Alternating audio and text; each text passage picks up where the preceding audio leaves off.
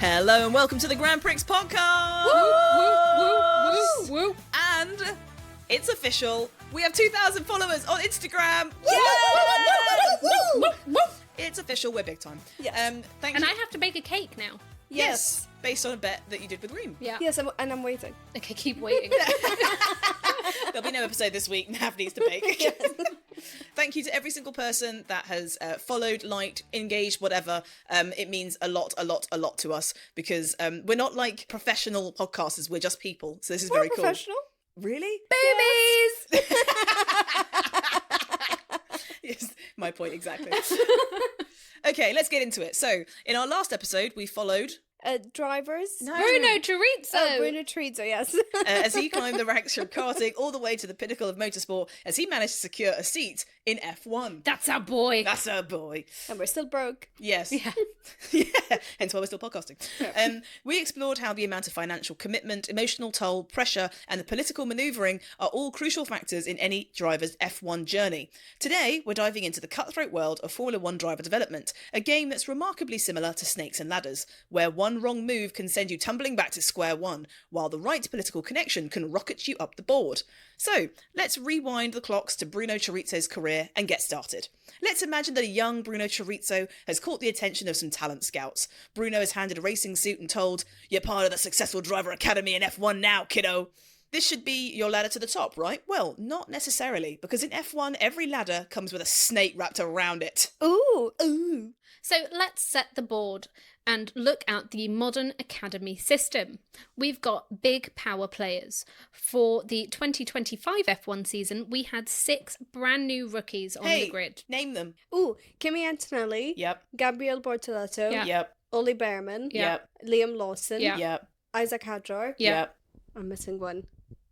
Not on the grid right now. Not on the grid. Jack Doohan. Yeah.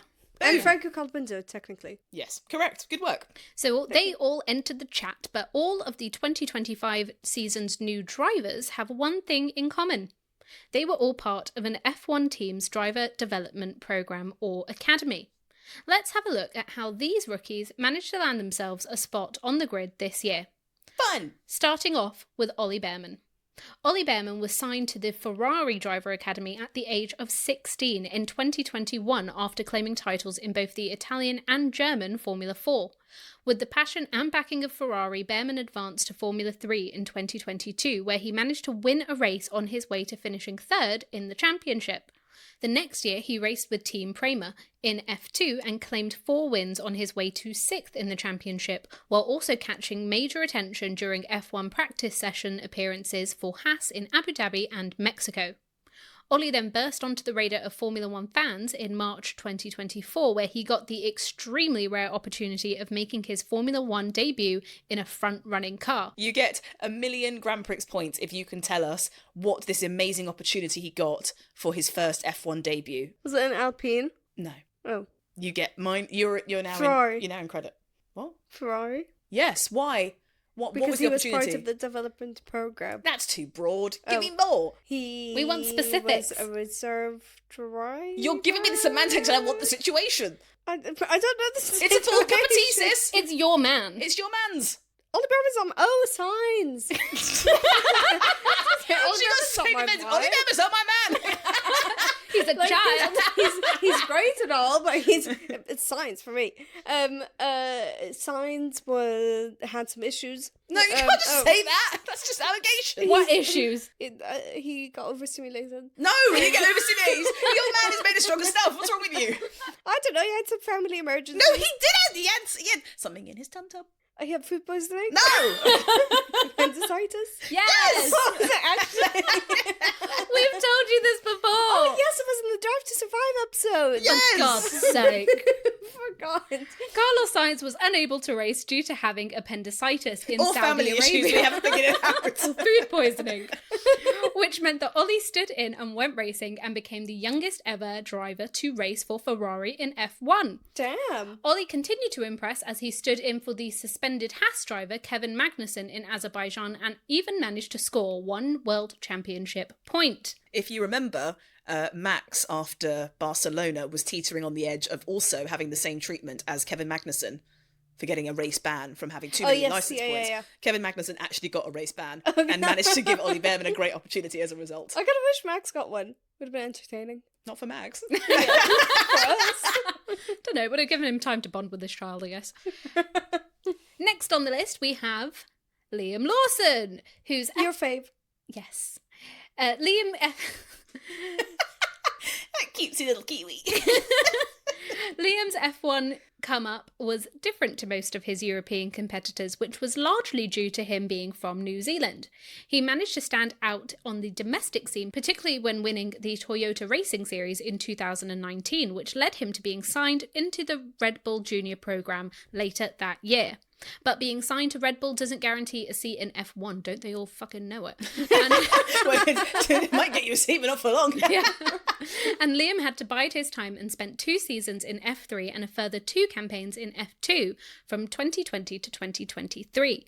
Liam got the chance to drive in his first 3 F1 practice sessions in 2022, but he was overlooked for the 2024 seat with the Red Bull sister team AlphaTauri, now named Racing Bulls. In 2022, the team decided to pick Nick de Vries, who we learnt about last episode, and then replaced him midway through the year with Daniel Ricciardo. However, Ricciardo crashed at the Dutch Grand Prix and got an injury that handed Liam his full F1 debut and a 5-race run. So next on the list we have Andrea Kimi Antonelli. Now, Kimi dominated various karting championships and was scouted by Mercedes at the age of just 13 and signed to their junior program in 2019. He made the switch from karts to cars at 15 years old and quickly began to attract more attention as he dominated the Italian and German F4 categories in 2022. He continued to impress as he won the Formula Regional Middle East and European Championships, which made Mercedes fast-track him straight to F2 rather than having him compete in F3. When Lewis Hamilton announced his departure from the team to go to Ferrari, the feeling was that it would be too much for Kimi, as he had a slow start to his F2 season. But just as Toto Wolff, the Mercedes team principal, was coming under pressure to make a decision during that summer, Kimi produced a couple of great victories at Silverstone and then Budapest that helped Mercedes see his potential. Kimi's first F1 practice session, however, did not go to plan and ended up shunting George Russell's car into the barrier in Monza after just 10 minutes. But even in that short amount of time, he showed impressive speed. And he continued to do so, to be fair. So obviously I heard of this, like, Kimi Antonelli was like the name sort of came rushing to the forefront of who was going to replace Lewis. And I was like, oh, okay, fair enough. I'm not really okay. And then I thought Carlos Sainz would have been a perfect fit. Yeah. So I was like, oh no, give Carlos a go. But obviously that didn't come to fruition. And then I thought maybe they'd go with Esteban Ocon because he's been part of their sort of driver development program, but that didn't come to fruition. Then Kimi Antonelli came out in Monza in Italy. He's Italian. The guy that he's replacing is going to Italy for an Italian team. And then he crashed after 10 minutes. And I was like, well, he's a bit shit, isn't he? What's that about? But then obviously he came out, and the fact that Mercedes was so sure about him, even though he was so young, it was like, okay, well, let's see what he's got, up his sleeve. And my God, has he delivered. So the moral of that story, maybe don't listen to me. That is not good promo for this podcast. Well, listen, it's a comedy angle. Let me do that. Next on the list, we have Jack Doohan. Jack was born into motorsport royalty as he is the son of 5-time MotoGP champion Mick Doohan. Jack won the Australian Karting Championship in 2015 and 2016 before being signed as a Red Bull Junior in 2017. Why did he win the Australian Championship? How am I supposed to know? Chuck another shrimp on the barbie, mate. He's Australian? Yeah. Oh. Far out, Brussels sprout. He worked his way up the motorsport ladder through various F4 categories before making it to Formula 3 in 2020. He struggled badly in his first campaign but made big improvements the following year and finished second in the championship. No. Please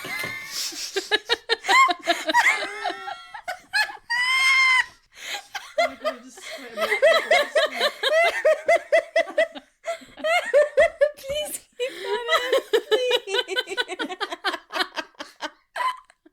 Why did it come out? I spat my drink. Not nearly, you did. It's on my leg. Probably on Nap's. It's all over Nap's. Oh no, I'm so sorry. Isabel! But you spilled it.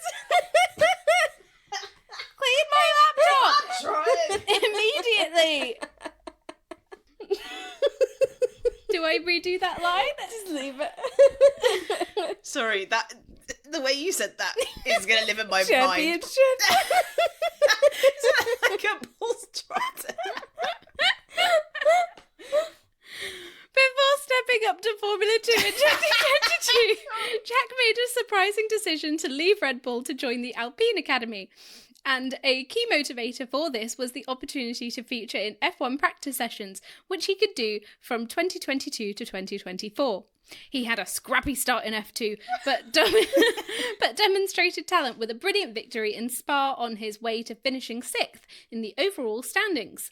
He improved again in 2023 and won 3 feature races and finished 3rd in the overall standings. But the fact he had no title after moving up from karting left a bit of doubt as to whether he had enough to actually get a chance in F1. He did not. Oh, he fucking did. He got into F1, you idiot. He did. What sort of conspiracy theorist are you on? He did, but then he got kicked out. Your voice break.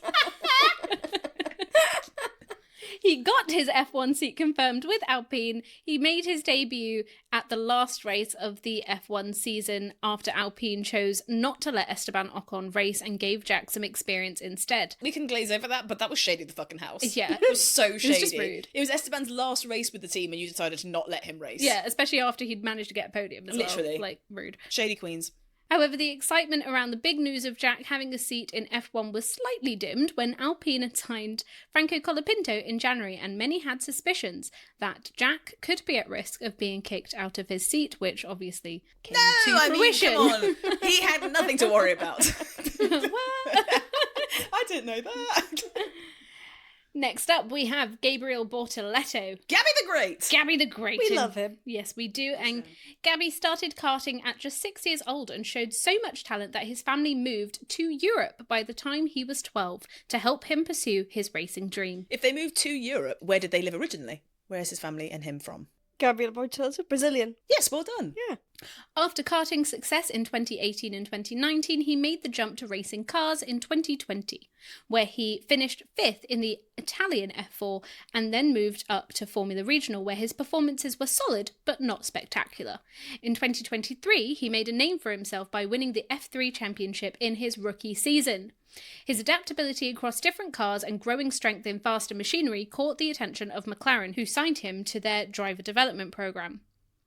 He then stepped up to F2, where he impressed early with pole position at the season opener, though his momentum was stalled by a string of crashes and technical issues, including 3 consecutive retirements. Sorry, but getting pole on the first season opener of F2 after winning F3 is a big statement. Oh, yeah. That's crazy. I remember when I did the profile on Gabriel Bortoleto when we chose him as Grand Prix. It was very impressive, his background, his time in lower formulas in F2. He's a very great driver. Despite his early inconsistencies, Gabby claimed a maiden podium and pole at Imola before hitting his stride with a breakthrough win in Austria. That victory kicked off a strong run with 5 podiums in the final 8 feature races, which meant he became just the 6th rookie to win the F2 title, joining Hamilton, Russell and Leclerc. Even before sealing the championship, Sauber, soon to be Albie. Even before sealing the championship, Sauber, soon to be Audi, signed him to race alongside Nico Hülkenberg in 2025. I'm ignoring you too. We mess up all the time. It's quite funny when you do. And finally, we have Isaac Hadjar. Hadji the Great. Hadji the Great. He hasn't got a podium or finished that high yet. Oh, no, So. but he's great. Hadji the Good. Hadji the Cute. Hadji the Cutie. Isaac fought hard for his F1 seat and started out in karting before progressing to the French F4 Championship. While he didn't win any titles, his progression managed to lead him to a 2021 drive in the Formula Regional European Championship. He saved his best performances for the biggest occasions, and he drove brilliantly to dominate and win in Monaco and caught the eye of Dr. Helmut Marko, who immediately signed him to the Red Bull's junior program.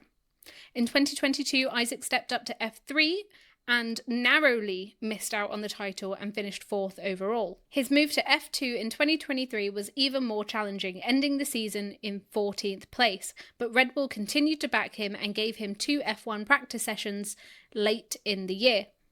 In 2024, Isaac won 4 feature races and built a commanding 36-point lead heading into the summer break. But his title hopes unravelled with 2 pointless weekends and a poor finale in Abu Dhabi, which allowed Gabriel Bortoleto to snatch the crown by 22.5 points. Have you seen the clip where he says, "No, I destroyed that car"? Oh, no, I haven't seen it. I'll play it to you after this. It's amazing. He's obviously like upset, but it's just the accent, the visceral emotion, all of it is just amazing. We love the drama. Yes. Haters will say his promotion to a Racing Bull seat alongside Yuki Tsunoda may reflect Red Bull's lack of alternatives more than a fully earned opportunity. But Hadjar has the platform to silence the critics. And I think he has. Yeah, I think also explaining all of these backgrounds of the rookies shows how different F2 is to F1, because all of the ones that were doing incredibly in F2, okay, maybe not all of them, but a lot of them that were doing incredibly in F2 had somewhat of a disappointing run in the F1 season. Like Liam Lawson had high expectations. Obviously, the start of his time in this season, he wasn't doing that great. He's doing better now, but he wasn't doing that great when he started. Same with Gabriel Bortoleto. He only started scoring points a couple of races ago, and he's doing great now, but when he started, it was very disappointing. Meanwhile, Hadjar was impressive from the very start. Same with Kimi Antonelli. He was impressive like all the way through, I think, besides, you know, the couple of retirements that he's had. So it's interesting to see the difference between them. Yeah, but I think that also comes down to the car that they're in. Like Yeah. Sauber, Yeah, exactly that. Bortoleto and Hulkenberg are only doing great in the Sauber now because of the upgrades that they bought. And Kimi Antonelli is in a Mercedes, who are second in the Constructors' Championship. So, of course, he's going to look like he's doing well. Yeah, that's true. You also have to remember that they're jumping through different formulas and the cars are getting more powerful and more intricate to drive as they go up those faster. formulas. Yeah. So they're trying to prepare them for Formula One. So there's a steep learning curve that comes with each having to compete in each one of these single seat, racing championships. And some people adapt really quickly and some of them don't. So some of them might be really good. They're really comfortable in F2, but they get to a new team and it's very different, a lot more pressure, and they might just not compete at that, be able to push the dial a little bit more, and some can. If they're part of the junior development programs, like Bortoleto being in McLaren and Behrman being in the Ferrari one, do they train with the same Ferrari and McLaren cars that are on the F1 grid, or is it like a different type of car? When they come in to do like a practice session for the team, they will drive one of the drivers' cars. So, for example, last year in Monza, when Mercedes had just announced that Antonelli would be replacing Lewis, he was driving George Russell's actual car. Oh, okay. So they fully train on the real ones. Okay. Yeah, and they'll do simulator work on at the factories and stuff like that with the actual simulators that the F1 drivers will use. Okay, so maybe that makes it also more sense to why Behrman and Bortoleto were struggling if they trained with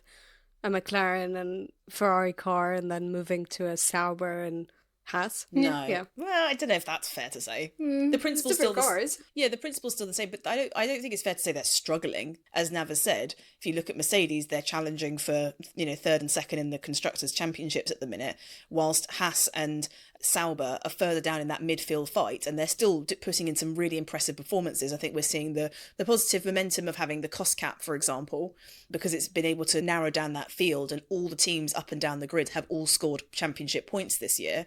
But if you're looking at a Sauber, they've been quite lost in direction and they haven't had much funding, and they now know that they're going to be moving over to being Audi. So the same level of investment isn't going to go into that team. So I think that for the relative performances those two are giving to the car they're driving, I think they're doing fantastically. Yeah.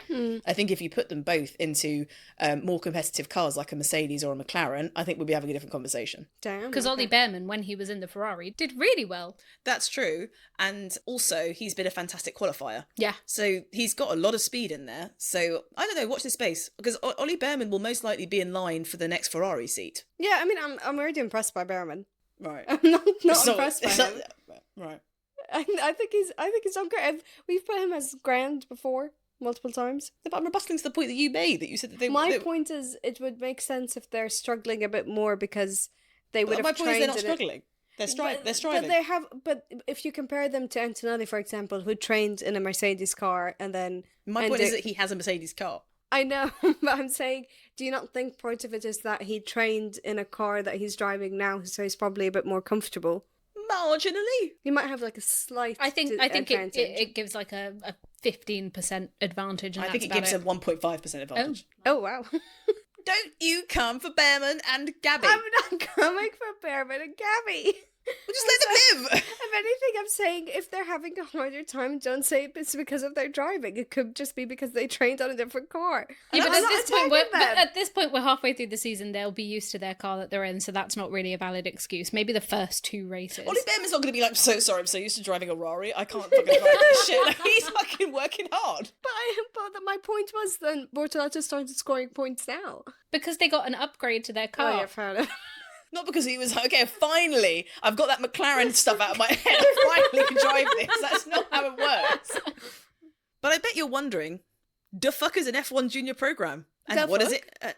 The fuck? The fuck? And what the fuck does it actually entail? What? Sorry, I was focusing on the fuck. I missed the question. I'm sorry, I added too much pizzazz. The fuck is an F1 junior program? And what the fuck does it actually entail? Junior program is they pay the costs. Sorry, I was actually going to tell you if you don't mind. You were asking. I said, I bet you're wondering. The fuck? It is a was junior program? rhetorical. Oh.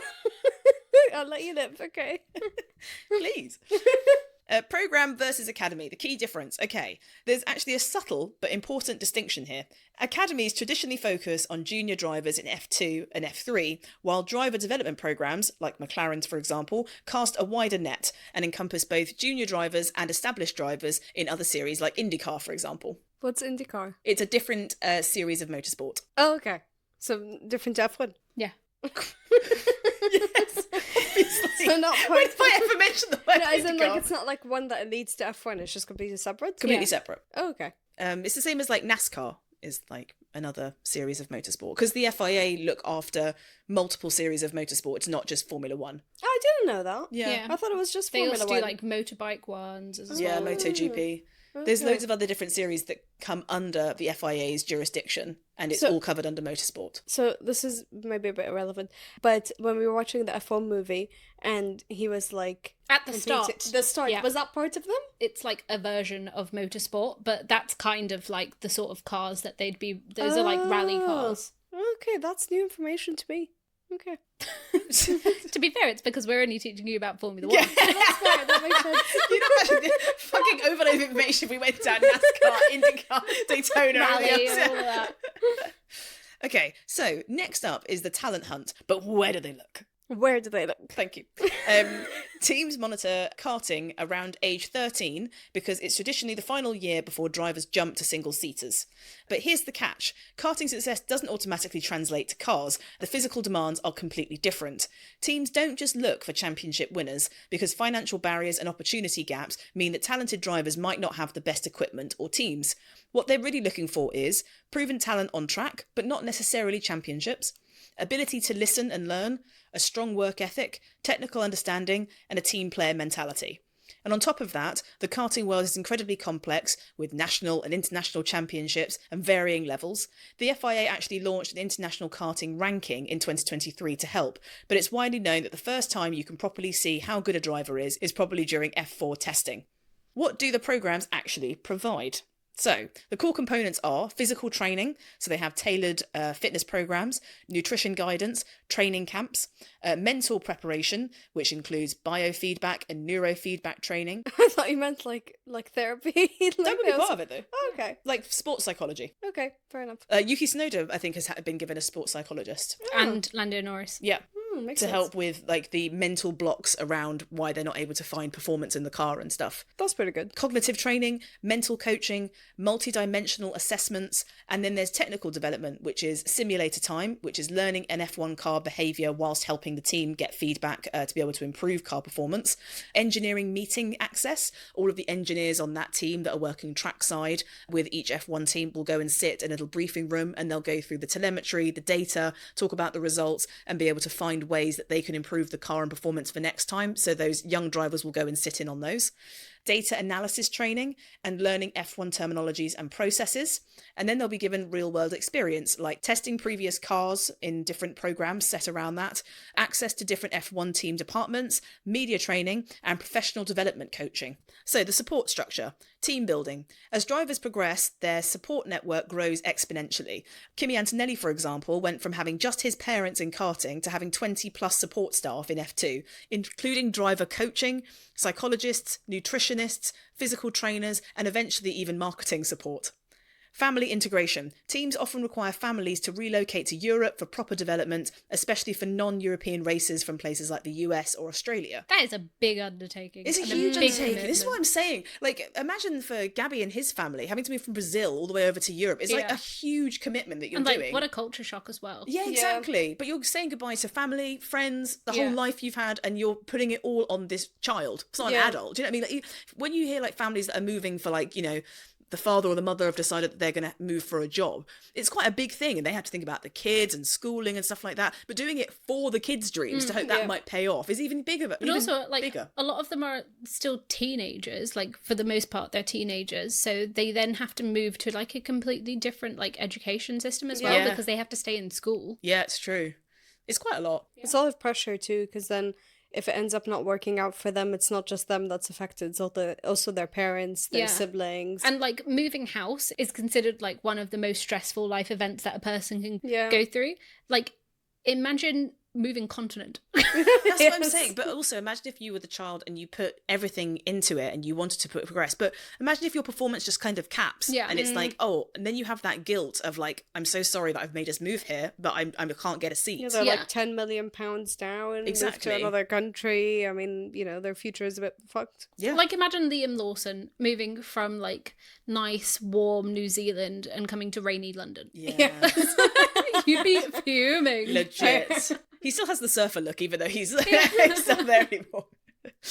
So teams will actually use detailed reporting systems to track driver progress over time. They'll look at patterns in qualifying versus race performance. They'll look at areas of struggle and individual development needs. McLaren have an analogy which is very useful to be able to understand this. They say, if a complete F1 driver is a glass of water that's full to the top, all of our drivers come to us with different levels of water, and our job is to identify what bits they're missing and bring it all up to the top. But here's the reality check. The programs have been around for decades, but success isn't guaranteed. The investment is massive, the competition is fierce, and the success rate is tiny. But for those who make it through, they emerge as some of the most well-rounded athletes in the sport. Now that we've heard how these junior driver programs and academy systems involve identifying and nurturing promising drivers during their junior careers, creating a pipeline of sorts from karting to the tops of the categories. Let's learn more about them. Where was the punctuation? Jeez. There's a couple of commas. Can I ask you a question first? Go on. When they're looking for talent, you know how in some companies they have like a diversity target to hit? Yeah. So then they have to, you know, make sure that at least 10% or whatever of their staff is coming from diverse backgrounds. Did they have that in F1? I think they'll probably have it more within the wider team rather than drivers. Okay. Yeah, I think they look at their whole organisation that works on their race team rather than doing it through driver development. Okay. Because to be fair, a lot of these people, they are more European centred, but because there's so many different avenues that you can get into through these junior categories, there is normally quite a diverse amount of people from different places. Okay. So Lewis Hamilton, for example, set up the Hamilton Commission and Project 44, which essentially did a lot of research and investigation into the diversity of motorsports overall, looking at a load of different aspects, but mainly more of like the technical roles like engineers and field specialists and stuff like that. And as a result, Mercedes work with a school in the UK which is trying to get more people from diverse backgrounds and low economic backgrounds into sort of positions where they're able to do like internships and stuff like that to try and get into the sport. So there are lots of programs, not necessarily for drivers though. Okay, well it makes sense. To be fair, they're probably more selective when it comes to drivers. They're looking more at talent rather than hitting a diversity target. Although I will say, based on when we're watching the races and they cut to the engineer rooms, when, you know, if it's Mercedes or Ferrari or whatever, I don't really see a lot of diverse faces there.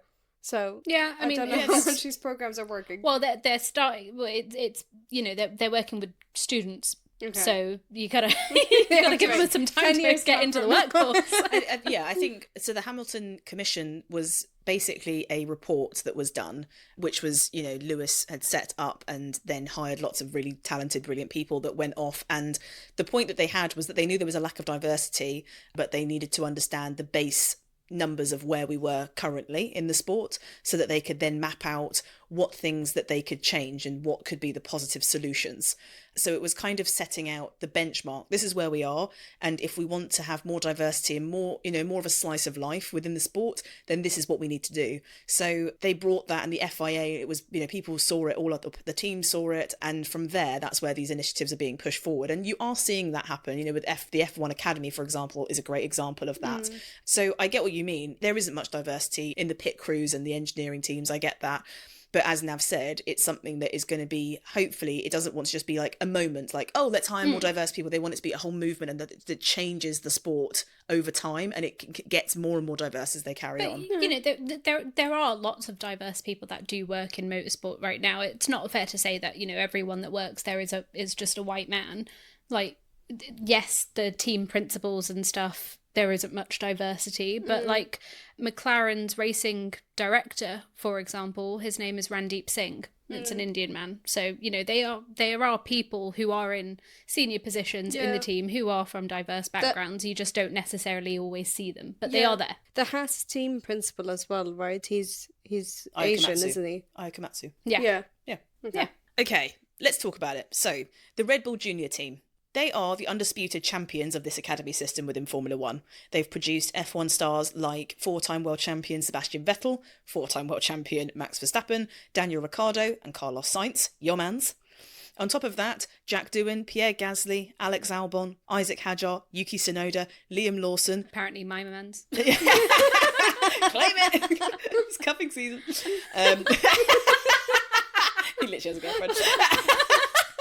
And Max Verstappen are all currently on the grid, have all come through the Red Bull ranks. Basically half of the grid. That's what I'm saying. They have got it locked down when it comes to the junior development programs. So the Red Bull Junior team is a driver development program operated by Austrian conglomerate Red Bull GmbH and headed up by motorsport advisor Helmut Marko. It was officially founded in 2001 with the aim of signing and developing young racing drivers so that they're able to establish successful careers within the industry. This includes Red Bull identifying drivers from Formula 2 right down to karting to fund and support their progression through the open wheel ranks with aspirations of eventually getting into Formula 1. Sebastian Vettel, for example, first received Red Bull backing in karting, while Liam Lawson joined the programme at the age of 17 ahead of his rookie Formula 3 campaign. They've got 2 teams to feed drivers into, Red Bull Racing and Racing Bulls, formerly AlphaTauri. Formerly Toro Rosso. Don't you do this to me again. It ends today. The programme covers a wide spectrum of different race series across the globe, and all these young aspiring drivers from 8 different countries and representing most of the world's continents will take on strong competition in F2, F3, Super Formula and various Formula 4 programmes and karting race series. This is the biggest ladder on the board. With over 85 drivers signed over the years, they've created the most extensive pipeline into Formula 1. So, Red Bull made its Formula 1 debut in 2005 after the company purchased Jaguar Racing and took over its Milton Keynes base. It wasn't a great debut for Red Bull as they finished 7th in the championship, but the following season the company actually expanded their presence on the grid. That's because Red Bull bought the uncompetitive team Minardi, which was an Italian team that had been in F1 from 1985 to 2005. The company then rebranded the team as Toro Rosso, which means Red Bull in Italian, which, although it sounds very obvious, I didn't fucking know. To serve as Red Bull's junior squad in Formula 1. But not every Red Bull Junior will reach Formula 1, as many graduates of the programme are contesting other forms of motorsport, whether it's in the World Endurance Championship, IndyCar or even DTM. It almost doesn't make sense that Racing Bulls and Red Bull are part of the same company. I know that yes, they have the same... It makes exactly perfect sense for the reasons I just gave. I know they have like basically the same names. I know they are under the same company, but I'm talking about like the dynamic between Red Bull and Racing Bulls is so different. Like Racing Bulls seems like, oh, there's part of its development program. They have what? I'm just trying to see where you're going with this. Oh, She's saying, make it better. Make the point better. Make it make sense. My point is that Racing Bulls and the development program brought up so many great drivers, half of them being on the grid. And if you look at the dynamic between Liam Lawson, Isaac Hadjar, the team, how supportive it is, even their TikTok, how fun their TikTok is, and all of the stuff they play out. Adding TikTok to your point does not make it any stronger. I love their TikTok. Versus Red Bull, which is so serious, and then also their cars are not that great, or like at least one of their cars is not that great. I don't know. It's like one of them is one that I'm rooting for, and the other one is one that Well, it's I'm one not that's rooting trying to for. be. It's one team that's trying to be the champions, and one team that's trying to help people progress to be the champions. Yeah, but I feel like the team that's helping people progress to be the champions seems to have much more support and much better. Yeah, because That's it's the a encouragement. development team. Yeah, that's their job. That's But- exactly what they're there for. I think they need to bring that same energy to Red Bull. Well, maybe Lauren Meckies. Maybe he's going to do that now that he's the team principal there. Hopefully. Yeah. Bye bye Horner. Well, let's go. Right. Well, let's get our ducks in a row here. Okay, so for the junior team, which is obviously Racing Bulls, their whole point of why they decided to absorb Minardi and turn that into their junior team for Red Bull, AlphaTauri, and many other names, was the exact vision that they have today, which is they have a huge roster of talent that they can call upon. It means that they have people that are waiting in the wings if they ever need people to stand in for their drivers. And it means that they are not just nabbing talent from other people's driver pools of programs, they've got their own. And if you look at how many people I've just listed that have come up the ranks that I haven't mentioned, but also the people on the grid today, that team is serving the purpose of which Red Bull need it to. But Red Bull Racing is the ultimate goal for all of those drivers. Despite the current climate of what Red Bull Racing is like now, if you rewound just back to 2023, there is not a driver on that grid that would not want to race for Red Bull Racing. Even in this current climate of how this team is currently, they're still doing better than Ferrari, for example. Yeah, They are a they're doing better fiercely because of competitive Max. team, and they are fantastic. And but the Red Bull driver program as well, it's kind of cultish. Like Cultish. like their drivers are dedicated and loyal to Red Bull. But Maybe why? not Why Max. is? But look at why. Why is that? Because they are funding the next generation of racers. So what they're doing, even though people might You have scratch my back, I scratch yours. exactly, you see how Isaac Hadjar, people are like, oh, do you really want to race there? And he's like, well, yeah. But, for him, he has been signed there for so many years, and he's the reason that he's They're been like able to family. be there. Exactly, the reason he's been able to be there. All these wonderful resources. That has all come from Red Bull seeing potential in him. We're talking about him because of Red Bull. Exactly. So in terms of committing, their resources and their money and the platform that Red Bull have to getting more new faces of talent. You were saying last time round you wish you had more faces, more new Yeah. rookies. Red Bull are the people contributing the most to that currently. Yeah. Yeah. But I mean, it's just like, do you get my point where it's like Red Bull, to me, based on the teams on the grid, Red Bull is like, aggressive. And then Racing Bulls is like, la, we love our team, we support Yeah, I them, agree, blah, but blah, blah. which one has won championships? True. Do you see what I'm saying? Like, Yeah. I get that it's all lovey-dovey. Like, yeah, Racing Bulls are lovely, but they're not winning championships. So, moving on, we next have the Ferrari Driver Academy. Ferrari's approach to nurturing talent is with deep pockets of cash and Italian passion. They've got Charles Leclerc as their poster boy, which shows that their system can produce championship contenders. The programme focuses on comprehensive driver development across multiple racing categories. The idea for the Ferrari Driver Academy was inspired by the signing of Felipe Massa. When Ferrari spotted Massa and decided he had the potential to race for Ferrari one day, they wasted no time signing him up. But instead of just throwing him in at the deep end and risking the Brazilian becoming overwhelmed by the pressure, they let him cut his teeth at Sauber, where he spent 3 seasons as a race driver. This made sense, as at the time Sauber was Ferrari powered, just like Kick Sauber is today. In 2009, their own academy was born, and the late Jules Bianchi was its first member. For any Grand Prixsters who didn't listen to our safety episode, this is the tragic story of how Jules lost his life in F1. Bianchi sustained serious head injuries in the Suzuka accident, which occurred in heavy rain under yellow-flagged conditions. As marshals were working to recover the damaged Sauber of Adrian Sutil, who had crashed out a lap earlier, Bianchi lost control of his car, travelled across the runoff area and hit the back of the recovery vehicle.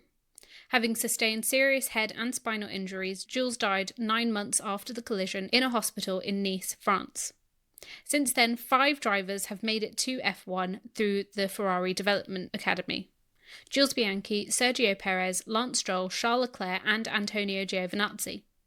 But of the 5, only Charles Leclerc has had the chance to earn a seat at Ferrari, which he earned in 2019, 10 years after the academy first launched. So not as many people coming through Ferrari's driver academy as Red Bull's. Yeah. But that is also partly down to the fact that Red Bull have a second team that they can then test drivers in Formula One, and they can see if they sink or swim, like they've done, for example, with Max Verstappen. They did have that with Alfa Romeo and Sauber. That's true. But it's not linked as closely, is it? No, but they definitely had ambitions for Antonio Giovinazzi, who was obviously, he's an Italian driver, and he was racing for Alfa Romeo when it was called Alfa Romeo, and he just, wasn't able to succeed in the same way that a lot of the Red Bull drivers from their academy have. And as a result, him and Zhou Guanyu, who both raced for the Ferrari sister team, as it were, are now Ferrari's reserve drivers because they didn't quite have what it takes to make it to Ferrari full time, and they also couldn't stay in the Sauber seat. So what do you do with them then? You just put them in reserve. Yeah, and I guess, Red Bull flip-flops a lot with their second driver. I didn't know that. But does Ferrari do the same? I know they replace Sainz. No, they don't really. They don't replace people mid-season, for example. Yeah. They give people a chance, but at the end of the day, if someone's not performing, they're not performing. Yeah, that's fair. Right, next up is the Mercedes Junior Programme, which is more recent but has an interestingly sophisticated approach. Their track record includes promoting George Russell and Kimi Antonelli directly from their junior programme to their F1 team, which demonstrated their commitment to internal development. As well as George and Kimi, Doriane Pin continues her role with the Mercedes-AMG Petronas F1 team's junior programme for the 2025 season, showing their commitment to diversity and long-term development. So, cast your mind back to 2016. What a summer that was, eh? That was a good summer. Yeah. Good music. So, cast your mind back to 2016. Mercedes were dominating F1 as 2-time defending champions, but in the background, team members were already planning for the future. Driver development advisor Gwen Largue, I don't know if I've said that right. Largue? Gwen. Yeah, it might just be Gwen, Gwen explained they realised early on that their current drivers, Lewis Hamilton and Nico Rosberg, would eventually need replacing, and that is a process that would take years to develop properly.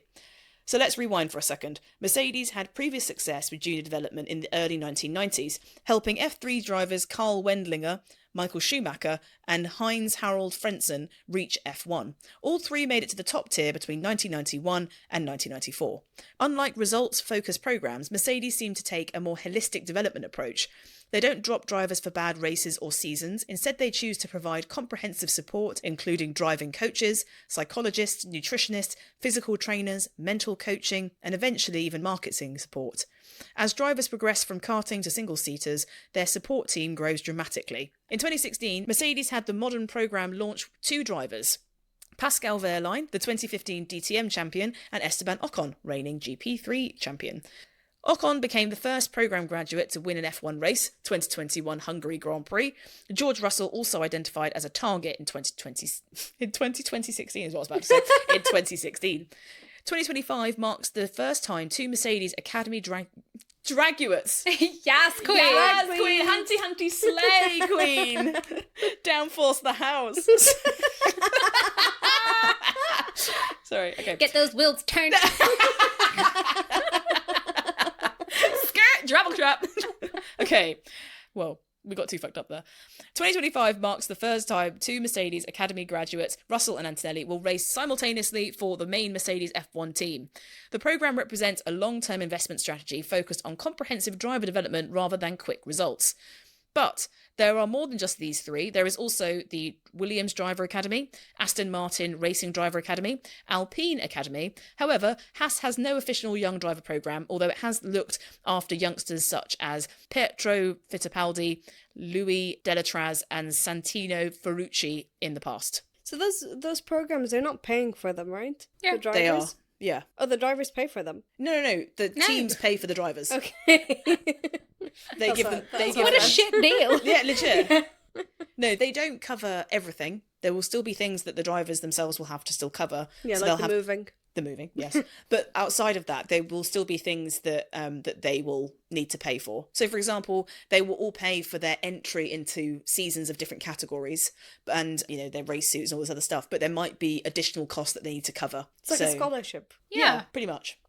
So, as you can see, Red Bull has a right hold on all of this because they have 2 teams, they have a very well-established programme, and they have a lot of success, which means they're going to have a lot of people wanting to sign for them.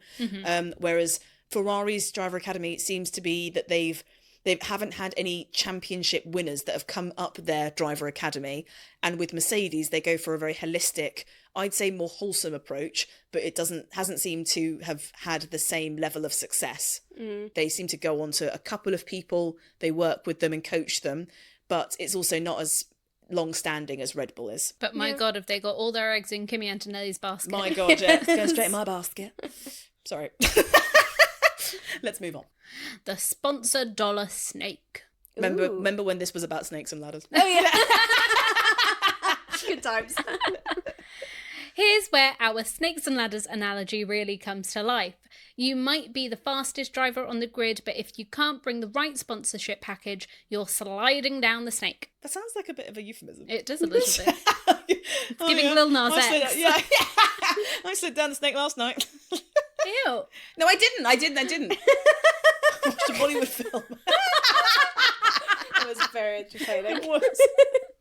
This financial dependency creates a harsh ecosystem where even supremely gifted drivers can find themselves sliding down that metaphorical snake if they can't deliver the right sponsorship package. So, the personal sponsor ladder. Climbing before the teams notice. While team academies provide one pathway, many future F1 stars have had to build their own ladders through personal sponsorship deals long before any F1 team even knows their names. These individual sponsor relationships often become the crucial rungs that allow drivers to climb high enough to even be noticed by the big teams. The reality is stark for aspiring drivers. Drivers do not get paid by F4, F3 or F2 teams to race, and instead rely on their own funding and sponsorships, with F2 drivers estimated to earn around 50,000 to 150,000 euros per season. But most of their earnings come from personal sponsorship. This means that before any academy spots them, drivers must create their own financial safety net. That's pretty shit. It's like free interns, almost unpaid interns. What they're called. Yeah. Like they get paid for F1, but they're not getting paid for the other stuff they're competing in. Yeah, which is... but, I mean, this is the thing where it's so expensive, because the point is that if they can sustain having to deal with all of that, then the rewards are huge, because then they'll go to F1 and the minimum salary might be $1 million per year. So it's about how much you want it, and the ones that are going to succeed recognize, okay, similar to when you're starting out in any career, you're going to pay your dues right at the back, not get paid very much and have to struggle slightly, knowing that I'm going to invest time into this so that it's going to repay me a lot of dues later. But as well, if they're signed to an academy, then they're not paying as much to have to compete, so they're kind of breaking even, essentially. That's true. So Max Verstappen's journey illustrates how personal sponsorships can become the foundation for everything that follows. Jumbo is a long-term backer of Verstappen, having sponsored the 4-time world champion long before he arrived in Formula One as a teenager with Red Bull junior team Toro Rosso. The Dutch supermarket chain didn't just sponsor him after he became successful. They backed him during his climb up the junior categories, providing crucial financial support when Red Bull was still just a distant dream. The beauty of Verstappen's early sponsor relationship is that it gave him the financial stability to focus purely on performance. While other drivers were scrambling to find funding between races, Verstappen had a reliable ladder rung that allowed him to concentrate on what mattered most, being fast enough to catch Red Bull's attention. This sponsorship lasted for a very long time, but Jumbo ended their sponsorship of Max and the Dutch Grand Prix at the conclusion of the 2023 season. This decision was part of a broader review of Jumbo's sports sponsorship portfolio prompted by a change in leadership following an investigation into money laundering. Oh, good God. Oh, you fell down a snake in a rabbit hole there. Huh? Jumbo's CEO, Tom Van Veen, stated they wanted to focus their financial efforts on their customers and sustainability rather than on high-level sports sponsorship. Lewis Hamilton presents a different model entirely. Rather than relying on external personal sponsors during his junior career, he famously caught the attention of Ron Dennis early in his karting career, leading to McLaren backing him through their young driver program from 1998 onward.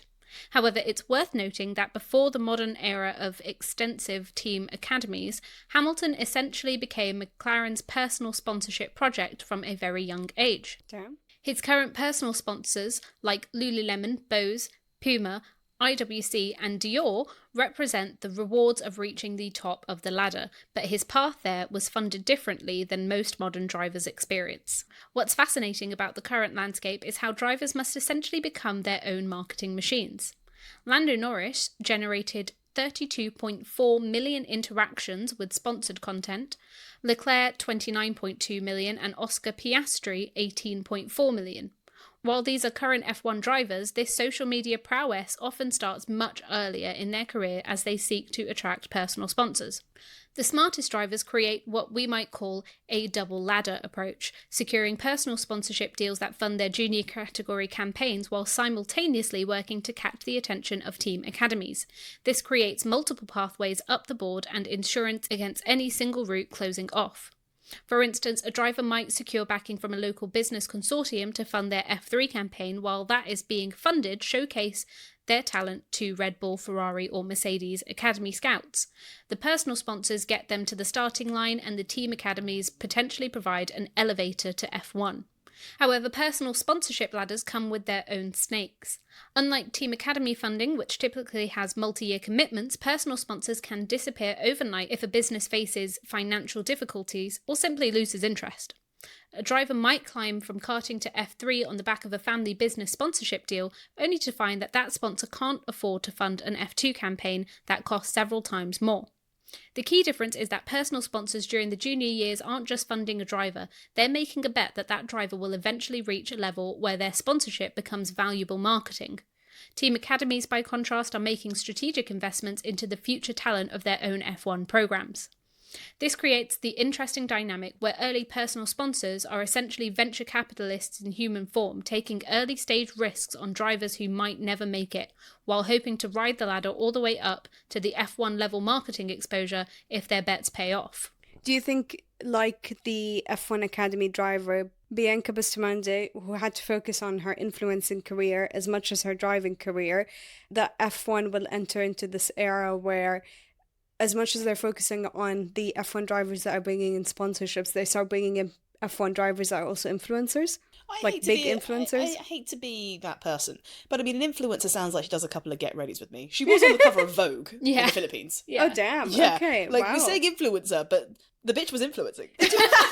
Like, the fuck? Yeah, but to be fair, influencers are big time now. I mean, you see them on magazine covers. It's you see true, them but hired for, like, as actresses and actors in movies just because they're a big name online. Like, they're getting up Yeah, the okay, ranks. I get that, but when you say influencer, you still do think of like TikTok dances, Yeah. to a degree. But I'm saying, like, in the F1 Academy series, the thing that frustrated me was that it was a very stark, flat storyline where it was like, just stop worrying about TikTok, Bianca. But it was like, no, what she was doing was getting herself on the cover of Vogue. Like, that's a fucking huge deal. So influencer, I think, covers up a multitude of sins. Yeah. But she really was, I understood what she was doing. When I saw that, I was like, oh, okay, fucking hell. You got to create a name for yourself so that the teams are interested in you. Yeah. You know, like Lewis Hamilton, if we look at him, for example, his social media and all of the stuff that he's doing, it helps teams be like, oh, okay, that's a big name. Like, yes, all of the championships are one thing, but the fact that he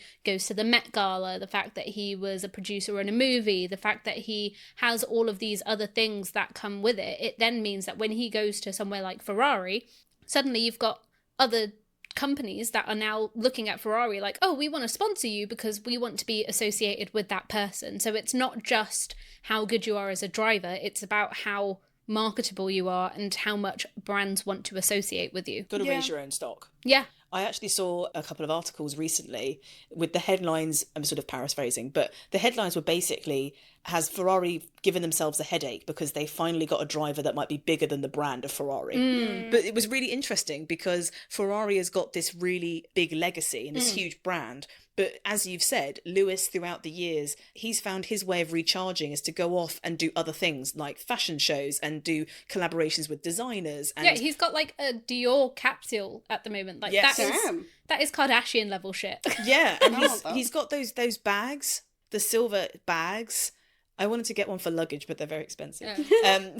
But he's been able to market himself with so many different elite brands and push his net wider than just the sport, that the questions in some of these headlines is like, is this guy bigger than the sport? And that's the level that every F1 driver I mean, wants to get he to. left Mercedes and suddenly Tommy Hilfiger was just like, yeah, we're leaving you too. And now they got Adidas. And I'm not saying there's anything wrong with Adidas, but it's not Tommy Hilfiger. Yeah, that's true. So do you think F1 then would start looking at influencers? Basically.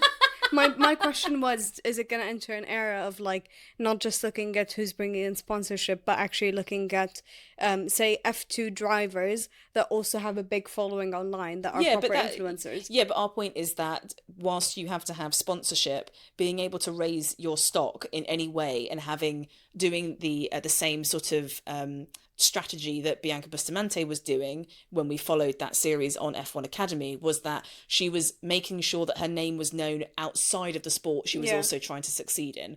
So yes, I thought you meant, do you think they'd stop looking at getting people from F2 and F3 and start asking people that were in influence? Fucking Logan Paul, do you want to hop in an F1 car? I show speed driving past Max. jumps on the thing soon. Everyone's like, this sport is washed. Loki, why does it sound entertaining?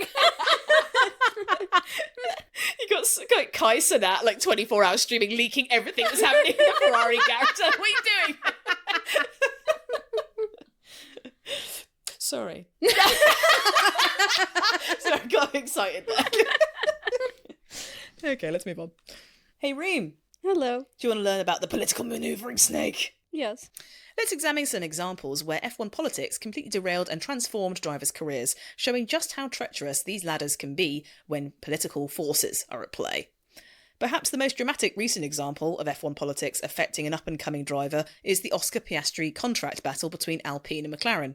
Here's a masterclass in how political manoeuvring can create chaos on our Snakes and Ladders board.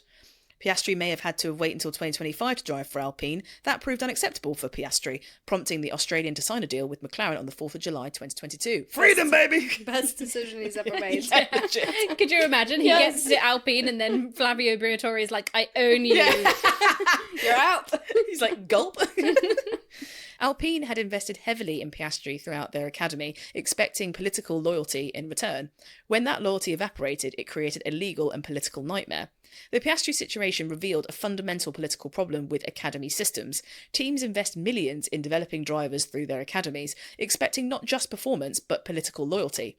When drivers or their management make moves that teams perceive as betrayal, it can trigger nuclear-level political warfare. Oh. Alpine boss Otmar Zafnar publicly accused Piastri of lacking integrity, which showed how these disputes can quickly become public and very personal, and damage relationships across the paddock before Oscar had even arrived. Oh my god. I mean, they are paying a lot of money for them to be a part of these programs and for entering into F3 and F2 and all of that. I agree, but the fundamental issue with Alpine, with this situation, was that they needed to get Oscar to have signed some sort of a contract. And there was a specific window of time when they needed to have done that, which meant that they could have used him as an option to race for them whenever they needed him to. But he didn't sign it. They didn't ask him to sign it. Okay. So the fact is that he was able to wriggle out of that because he had no contractual obligation to do so. Yeah, fair. Alpine just assumed that because they had backed him for so long, that he would just race for them. But he looked at the team and obviously was like, well, no thanks, ew. And then said McLaren instead. But then Publicly, the team principal Otmar Zafnar then questioned his integrity, which is like, if he hadn't have secured McLaren and that had gone well, that could have really shaken his opportunities for other teams, because they're like, well, apparently it's shady shit over there. For other academy drivers watching this unfold, the message was clear: the political game is just as important as the lap times. Smart drivers and their management teams now build what could be called political insurance, which means maintaining relationships with multiple teams, ensuring legal documents are airtight, being extremely careful about public statements that could be interpreted as political positioning. It's kind of like when you leave a job and you can't leave on a bad note, even if you really hate the job. Yeah, don't burn bridges. Yeah. But it's also interesting because then, like, for example, you know how George Russell hasn't had his contract signed and there's loads of rumours coming out that he's talking to different teams and he's denying it. But I feel like every other week there's like a different team that George Russell is talking to. He's hustling. Exactly. So he's keeping his options open. He's not just talking to one team, he's talking to loads. It's the Russell hustle. It's the Russell hustle. It sounds like a WWE entrance. God, I would kill to see him in WWE. Kill is the word. He would get killed. He's far too polite. He would treat it as a runway. Forget that. T poses his way down. He is the ring girl. Please make an AI video. For example, Daniel Kvyat was dropped to make way for Red Bull's next dubbed superstar, Max Verstappen, whose meteoric rise up the motorsport ladder was confirmed ahead of the Spanish Grand Prix. The politics were rather ruthless. Kvyat described his 2016 demotion from Red Bull down to their sister team as a stab in the back. Despite racing alongside Daniel Ricciardo for a year and a half in Red Bull, one collision with Sebastian Vettel gave Red Bull the public excuse that they needed to promote their new and exciting talent. To add insult to injury, Verstappen immediately won the first race in Kvyat's former car. Oh. To add even more... Stop, I know what you're going to say. Just to add even more insult to injury, Verstappen has continued a pattern of taking what was once Kvyat's.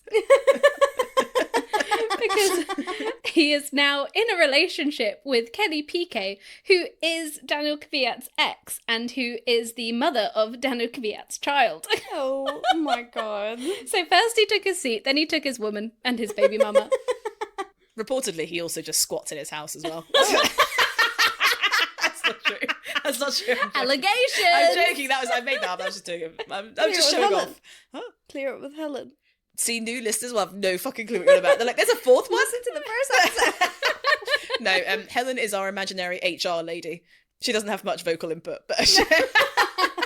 But the hypocrisy of the teams having such an issue with drivers not having integrity, as they said about Piastri. Oh, yeah. Well, they're willing to drop drivers left and right. But, I mean, if you think about, like, Red Bull, for example, like, they obviously brought Carlos Sainz into Formula One, but then never gave him a chance in the actual Red Bull team. So his only option is to move to other teams. Like if you're blocking someone from progressing up, they're going to have to move sideways. Yeah, and I mean George Russell hustling is because of all of the Max Verstappen moving to Mercedes rumors. Like he needs to secure his future. Yeah, exactly. But for George, it's the opposite way round because he's pledged his loyalty to Mercedes. He's at Mercedes. He's performed brilliantly. Their loyalty to him. Yeah, that's what I'm saying. And now he's like, hello.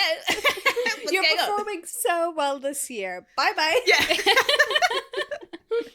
So it goes to show that keeping a good relationship with teams, keeping contracts and options open, and always being able to find out what's coming up around the corner is vital to surviving in the Piranha Club. Next up, we have the timing snake, when talent meets terrible timing. Stoffel Van Dorn's story perfectly illustrates the cruelest snake on the F1 board, the timing snake. Now, this isn't about politics, sponsors, or even raw talent. It's about arriving at exactly the wrong moment in history. Van Dorn had built the ideal ladder to F1. He won the 2015 GP2 championship in record-breaking fashion with 7 victories and 16 podiums from 21 races. All right, Stoffel. I know, and won the 21 race championship by 160 points and holding a win record that remains to this day across GP2 and F2. Despite his dominant title run, a full-time drive in Formula One didn't materialise for 2016, but McLaren eventually gave him his shot. On paper, everything looked perfect. Now here's where the timing snake struck with devastating precision. Van Dorn has claimed that his 2 years driving for McLaren were the worst time to be there, given their lack of speed alongside troubles off the track. His highest position was 7th. The brutal reality was that McLaren's final season with the Honda engine saw Van Dorn's preparation hit by unreliability in pre-season tested that restricted him to 235 laps while troubleshooting problems. He was trying to prove himself in cars that simply couldn't compete. Van Dorn found himself in the worst possible scenario for any F1 driver, having to prove his worth in uncompetitive machinery while the clock ticked on his career. While his teammate Fernando Alonso's reputation was already established and could survive poor results, Van Dorn was still building his credibility in F1. Every mechanical failure, every poor qualifying session in an uncompetitive car was seen as evidence against him rather than evidence of McLaren's problems.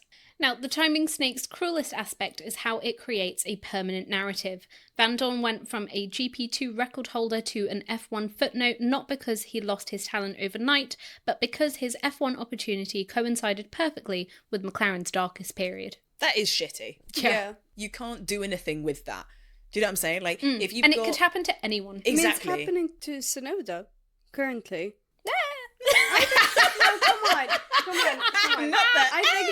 I think Tsunoda's reputation is kind of damaged from the 2025 season because he's in the second Red Bull seat. But I would argue I would argue in all his years previous to this drama this year, he hasn't had like a glowing reputation. He's not been shit, but he's not been like, oh my god, he is the prodigy. We see him as the next champion. Yeah, but he was scoring points and racing bulls at the beginning of the season until he moved to Red Bull. And we've even said it at on the podcast where we've given him the prick title because he hasn't been performing well. So it's just, I think part of it is the fact that he's in the Red Bull seat, that his reputation is damaged. Yeah, I would agree that his reputation is being damaged due to his performances in the 2025 season with the main Red Bull team, but he's also been racing in the junior team for quite a few years, and he has a very good reputation, has a lot of fans. And he's established in Formula One. Yeah. Stoffel Van Dorn was not. Yeah. So I would agree, but I think with Stoffel Van Dorn, if you have this incredibly dominant, rung up the ladders, and then you get to Formula One, and McLaren are a race-winning team and a constructors' winning team, and you get there just as they've got this miserable engine, reliability issues, slow pace. As a rookie, how can you showcase your talents? The only way you can do it is through overtakes or whatever. But if you're right at the back of the field struggling for pace, it makes it look like this new guy's joined F1. He's okay, but it's Jack not. Doing. Well, yeah, but that's my point is if you have a car that doesn't perform that great, you're fighting a losing battle. Yeah. So it's a difficult one. I don't think you can put Yuki Tsunoda in the Stoffel Van Dorn category. No. The mid-board shuffle, where most careers live. Here is the brutal truth about the F1 Snakes and Ladders board. You can only have one champion every single year. Most drivers never reach the top squares of championship contention, and they never fall to the bottom of complete failure. Instead, they can spend their entire careers in the middle squares, constantly shuffling between positions 6th to 15th, fighting for scraps and survival in what might be F1's most unforgiving territory. Nico Hülkenberg is perhaps the perfect embodiment of mid-board existence. F1's Hulk has shown incredible strength and stamina as a midfield master for Williams, Force India, Sauber, Renault, Racing Point, Aston Martin, Haas, and Kickstarter. He's like the fucking Madonna of F1. I mean, Jesus Christ. And that's 8 different teams, a testament to both his value and his inability to break through to the top tier. He achieved a fairy tale result at the British Grand Prix by finally clinching his debut F1 podium, an accolade that had eluded him for his previous 238 race starts. Think about that number. 238 races without a podium. That's a mid-board shuffle in its purest form. Good enough to keep getting seats, never quite good enough to reach the top squares. Poor guy. Yeah. Well, not poor guy. He's had 15 years of getting paid a decent fair salary, enough, and no one's expecting him to win. The fuck? Now, moving on to the reserve driver limbo. Being a reserve driver is like being permanently stuck on a middle square. You're close enough to F1 to taste it, but not quite there. Here are the reserve drivers we have for 2025. I know one of them. Wait. Let me finish my bit. These are the drivers living that middle ground, one injury or political shake-up away from their big break. A reserve driver is a driver ready to step in as a substitute for one of the F1 team's main lineup if required. This means that the reserve driver will be in attendance at most, if not all, Grand Prix on the calendar, but the role also involves other duties beyond this, which may include simulator work at the team's headquarters, sitting in engineering meetings, and occasional testing. Go on, you said you might know one. Valtteri Bottas. Valtteri Bottas. Valtteri Bottas. There is something of a reunion happening at Mercedes in 2025 as Valtteri Bottas has returned to the squad as their reserve driver. He previously raced for the team between 2017 and 2021 and is now on standby following his exit from Kick Sauber at the end of 2024. He is also the reserve driver for McLaren and Williams due to their shared engine supply from Mercedes.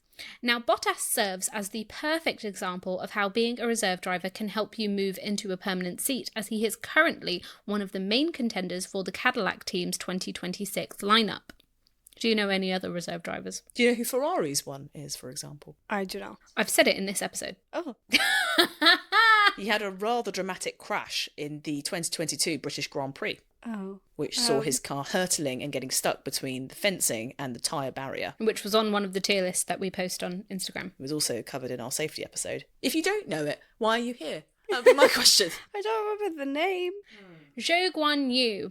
After losing his Kick Sauber seat at the end of 2024, Zhou moved to Ferrari as a reserve driver for this year, and he is sharing the responsibility with Antonio Giovinazzi, who, like Zhou, previously raced for the Sauber outfit in F1 under its former name Alfa Romeo. The Italian has worked with Ferrari since 2017, and alongside his reserve driver duties, he continues to race in the World Endurance Championship. I didn't know he did that. Yeah. Do you know Aston Martins? No.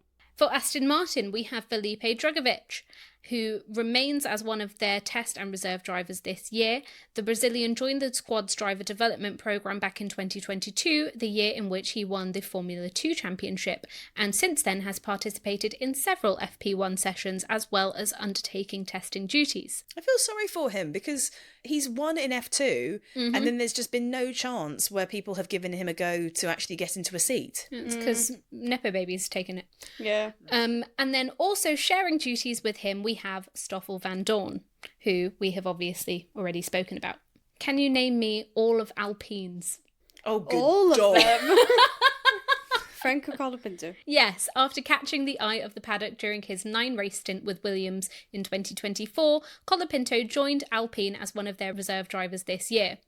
With the two teams reaching an agreement for Colapinto to sign to the Enstone outfit on a multi-year agreement, Williams boss James Vowles stated that the move represents Franco's best chance of securing a race seat in 2025 or 2026, which he obviously did get for 5 races, and whether or not he will continue is under question at the moment. Can you name me any more? No. We also have Ryo Hirakawa, who has previously tested for McLaren and Haas, and the Japanese racer brings a wealth of experience in various single-seater and endurance championships. We also have Paul Aron, who finished 3rd in the 2024 Formula 2 Championship and is another one of Alpine's reserve drivers. The Estonian knows the former Alpine team principal Oliver Oakes very well, having raced for the high-tech outfit founded by Oakes in Formula 2. Paul Aron's name has been floating around as a name for the future getting into F1.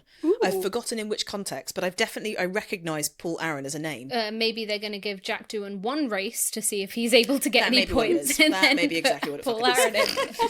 And finally, we have Kush Mani. The Indian racer secured 5 podiums during the 2024 season of F2, which included a victory in Budapest. Seat blocking and strategic moves. I'm a snag. How have we not made that reference now? We are 2 hours into this recording, and we've only made that Can we reference get fucking now. hobby? Jesus. Okay, the real game happens behind the scenes. Teams will block seats not just to help their drivers, but to hurt competitors. If Red Bull can keep a talented driver in F2 for another year, that's one less threat to their junior drivers getting promoted. As we know, Mercedes boss Toto Wolff is still feeling the burn of not being able to sign a young Max Verstappen when he was in the market for a new seat. When he saw the same talent in Kimi Antonelli, he was quick to get him signed to the Mercedes development programme so nobody else could get their hands on him. And to make sure he didn't win for any other teams in F1, he signed him as Lewis Hamilton's replacement as soon as the seat became free, and even offered Lewis a shorter contract to keep the team's option open for when Antonelli would be ready to be promoted to F1. So they get a bit protective. Yeah, a little bit possessive. shady. Oh, it's very shady. Yeah. A little red flaggy. And then finally, the contract web. Driver contracts in the academy system are like a very complex web. Teams will loan drivers to other academies, create option agreements, and play a long-term game that most fans never see. A driver might be Red Bull backed, but actually racing for a Ferrari team in F3, it's all part of that political manoeuvring we chatted about earlier. A good example of this is Alex Albon. He first raced for Red Bull's junior team before being promoted to the main team during the 2019 season, replacing Pierre Gasly. However, he was then booted out of the main team and replaced by Sergio Perez. He wasn't able to secure a new seat for the 2021 season and had to take a step back as Red Bull's reserve driver. Red Bull eventually allowed him to move to Williams. However, as he is still within the Red Bull programme, he donned a Red Bull logo on his helmet as he was still contractually linked to them. However, this changed in 2023 when Alex Albon suggested there will be no contractual ties left to speak of beyond 2022, with Williams retaining him on what was described as a multi-year contract. I thought it was kind of shady when he carried on having a Red Bull logo on his Williams helmet. Yeah. Because it was like, well, Red Bull haven't given you a seat. They've kicked you out of your dream seat. Then they've made you be a reserve driver in the background.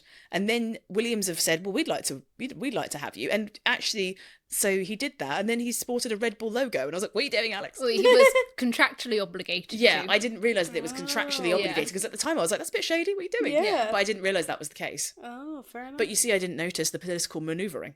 You see? Now I know. Now, the final section of this episode is going to be looking at the biggest ladder that became the longest snake. Oh. The W Series. Oh. In 2019, someone placed what looked like the ultimate ladder at square one for women in racing.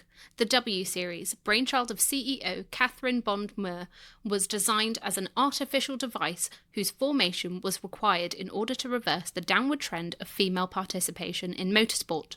With 20 women from 15 different nationalities competing together in a fully funded European racing programme, it was promised to be the express route to the top.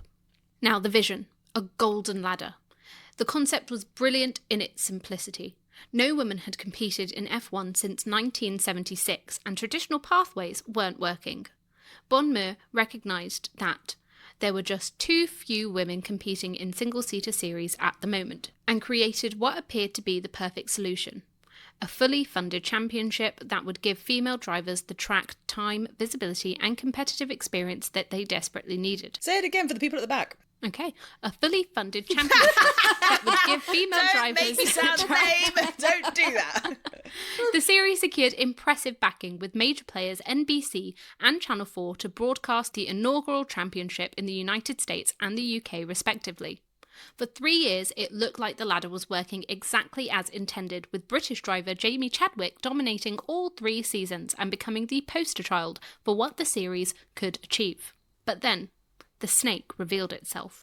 Here is where our game becomes brutal. What looked like a sturdy ladder to the top turned out to have a massive snake coiled underneath it. The financial foundation was shakier than anyone realised. The all-female championship cancelled upcoming races on the F1 support bill in Austin and Mexico City in a bid to cut costs after failing to find the required funding. By September 2022, the warning signs were flashing red. The series claims that the required funding due to the business from a recent contracted investment was not received, leading to the final 3 races of the 2022 season to have been cancelled due to expected funding falling through.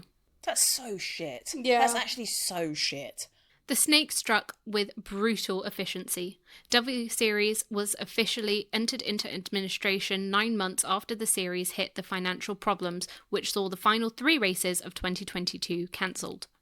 In just 3 years, what had been hailed as the revolutionary ladder for women in motorsport became the first international women's racing series in motorsport history to completely collapse into bankruptcy. The most devastating aspect of this particular snake is its timing and impact.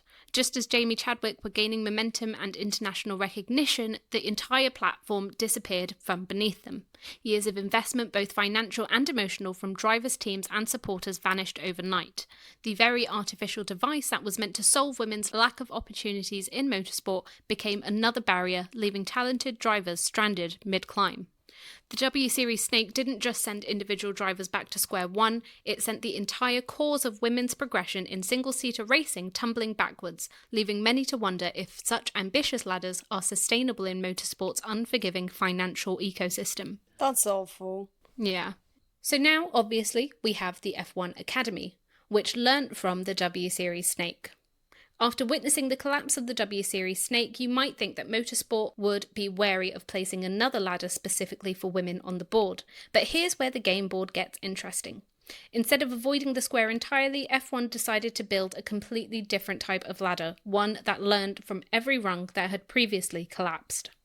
The F1 Academy was created in 2023 under the leadership of its managing director, former racer Susie Wolff, who is also wife of Toto Wolff, with Formula One announcing her appointment to develop and prepare young female drivers to progress to higher levels of competition. But here is the crucial difference from the W Series ladder. This one was built directly into the F1 infrastructure rather than standing alone and vulnerable. Where the W Series relied on external funding that could vanish overnight, the F1 Academy was integrated into the sport's existing framework. All 10 F1 teams now have involvement with the series and are taking it very seriously, with the championship run as an undercard series on F1 weekends. This isn't just another independent series hoping for scraps, it is F1 itself creating the ladder. The genius of this approach becomes clear when you examine how the major players spread their bets across multiple rungs. Maya Woog was chosen as Ferrari's representative driver in the 2024 F1 Academy season, while Dorian Pin was announced as both a Prema Racing and Iron Dames driver and will also be part of the Mercedes-AMG F1 Junior program. Meanwhile, Bianca Bustamante joined McLaren's backing after joining the F1 Giants Junior program. This creates what we might call ladder insurance. If one team's pathway gets blocked, drivers have multiple potential routes upward. It's like having several smaller ladders instead of one giant one that could collapse entirely. What makes this ladder particularly interesting is how it's creating ripple effects throughout the board entirely. Susie Wolff said, "We need to see more young girls in karting, and they're calling it the F1 Academy effect. Instead of just helping drivers already climbing, it's encouraging more players to even start playing the game." After 2 years of F1 Academy, Susie Wolff can, to quote, "feel a wave of impact." The crucial distinction between this ladder and the W Series snake is sustainability through integration. Wolff revealed the goal of F1 Academy is to have women competing equally against their male counterparts, with the championship helping motorsport appeal to female fans of Formula One. Rather than creating a separate ecosystem that can collapse, they're building bridges into the existing one. The early signs suggest this approach is working. 2024 series champion Abby Pulling left the series and moved to the GB3 championship, which represents exactly what the ladder was designed to do, move more drivers up to the next level rather than keeping them trapped in a closed loop. This time, instead of building a ladder that can collapse into a snake, F1 Academy appears to have built multiple interconnected ladders with safety nets. And perhaps most importantly, they're ladders that actually lead somewhere concrete rather than just floating mid-air. That's very important. I was sad when the W Series didn't seem to go anywhere and then it was just closed off, because I've seen Jamie Chadwick and I know that she's a commentator. Incredible. But she's a commentator for Formula One. Yeah. And the same with Naomi Schiff, who's also a commentator. You wonder if the W Series hadn't have collapsed, that maybe they would have been doing full-time racing as opposed to having to pick up some commentating here and there as well. Yeah. So I think it's important that they carry on pushing that. But I also think the F1 Academy is like mad gangster. I think it's so cool. Like, watching the series, I really enjoyed it. I hope they're going to do another series next year. I hope that gets commissioned by Netflix. I've said it before, there's literally nothing determining why F1 drivers should be male. There's literally no determining factor. And in terms of training and the weight they need to be, it all suits women just as much as it suits men. So up the women. And now they're actually racing alongside men in GB3. You've got Abby Pulling, who is currently 15th in the standings, and Bianca Bustamante, who is 21st in the standings, and there's 25 people competing all together. So, you know, it's the argument of, like, oh, women should be racing separate from men isn't true, because, like, they're doing better than some of the men there. Yeah.